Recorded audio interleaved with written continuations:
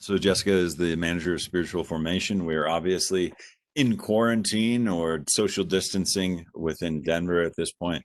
But she and I were talking just yesterday about the work of mission partner development and some spiritual encouragement that it would be valuable for us to have, as well as to be able to give to our mission partners at this time. And she's got a little bit of a unique experience over the last several days.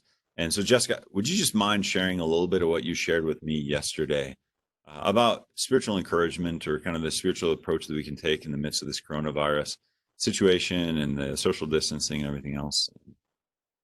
Yes, so I wanted to encourage my mission partners during this time and also just really give them some inspiration to continue to evangelize while they're at home in quarantine.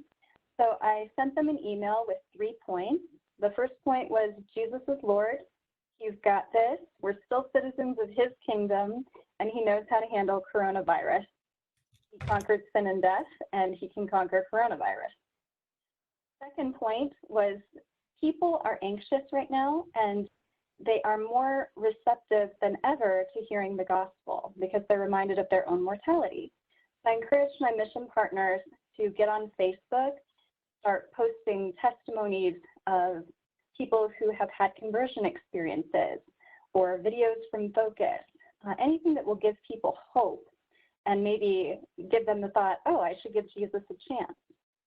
I also encourage them when they are calling their loved ones to see how they're doing, to pray with them. And then my last point is that over the next few days, I am going to send them more frequent emails. We're calling them Quarantine with Jess.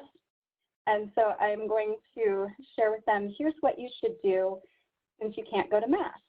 I'll give them some spiritual pointers, but also just kind of do some fun stuff. Here are movies that you can watch this weekend that will be good content for you rather than binging on The Office or something like that. And what I discovered is that people asked me to add other people to my email list.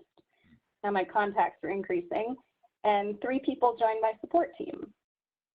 So that's awesome. very exciting. I'm very humbled by their generosity in this time. That is awesome. That's really fantastic. So let me just recap those a little bit. So the number one thing is to remember that Jesus is Lord of all the heavens as well as the germs of the earth. Right? So he is in control and he already has a plan in place that he's working through this. In addition to that, it kind of leads us to the second point, which is in times of anxiety and uncertainty, people might be even more disposed to hear the good news and to receive it. And so don't be afraid to share the gospel with your mission partners or students on campus or in your life. Take advantage of this time. We can enter into that with them.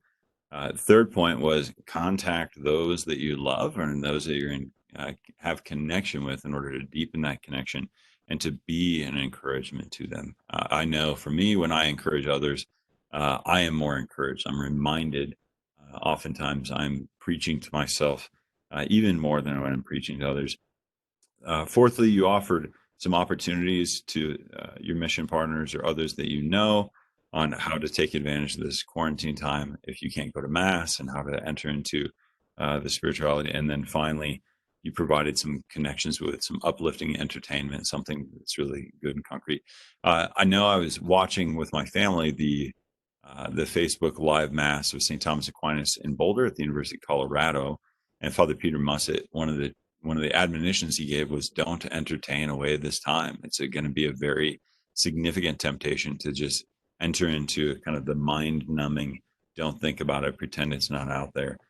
Enter into it. Really find ways to develop yourself, to deepen your prayer life, to pray for others as well. I know, Jessica, we've talked about this a little bit, that times of uncertainty can obviously raise different emotions, fears, or anxieties, or whatever. But I know we've been talking recently about the ARRR prayer method as a way of addressing those and being able to bring our thoughts, feelings, emotions to the Lord.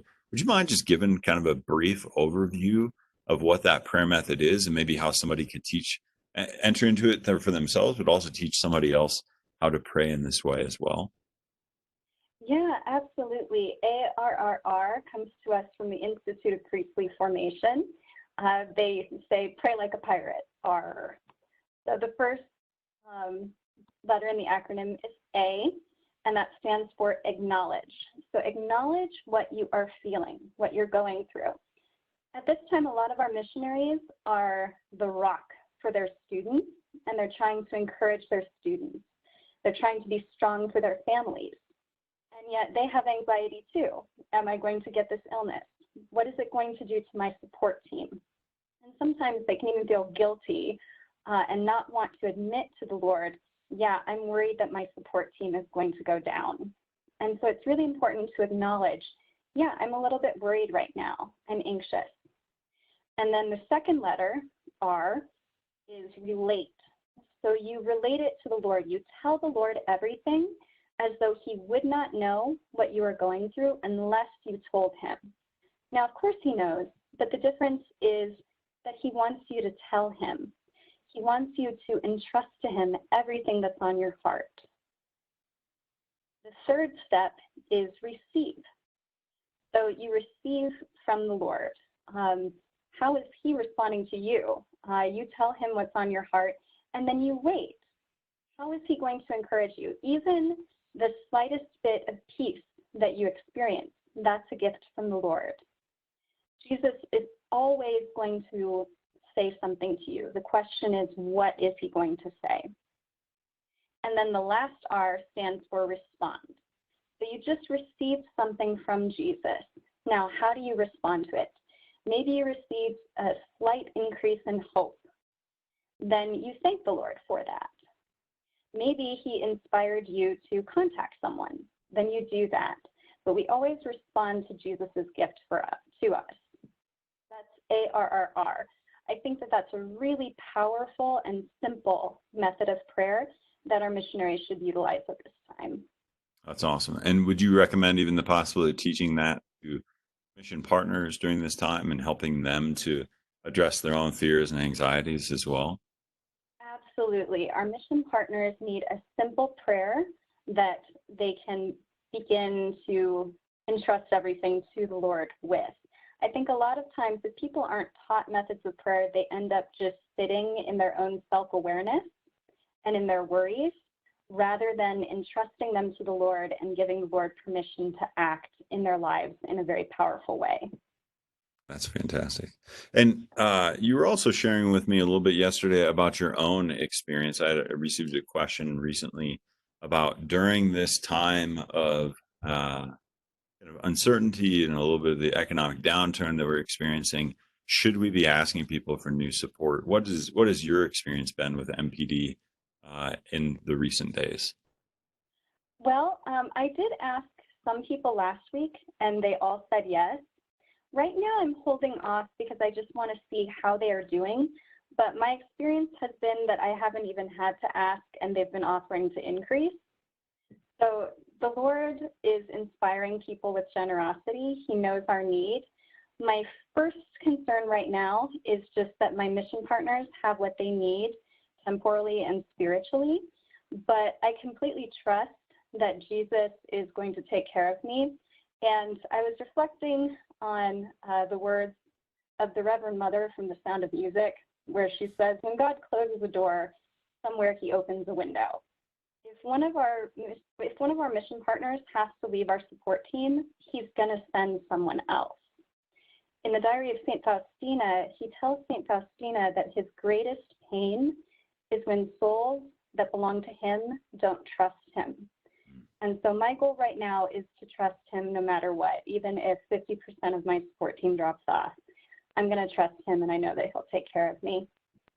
That's awesome. It's always a great reminder that it's, even though the checks might be coming from someone, it is God who provides all of these things. And going back to the God ask understanding, we beseech God. He gave us this mission. He wants to provide for all of its needs.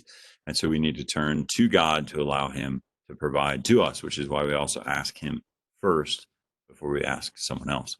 Lord, will you provide for my mission through this person? And just ask yourself how to be a blessing to those people as well. So, Jessica, thank you so much for being the spiritual godmother of Focus here this morning and helping us learn how we can be a blessing to our mission partners. If you have additional questions, please feel free to reach out to Jessica Navin or to myself about some of these things. Thank you, and God bless. God bless everybody. Jesus is Lord.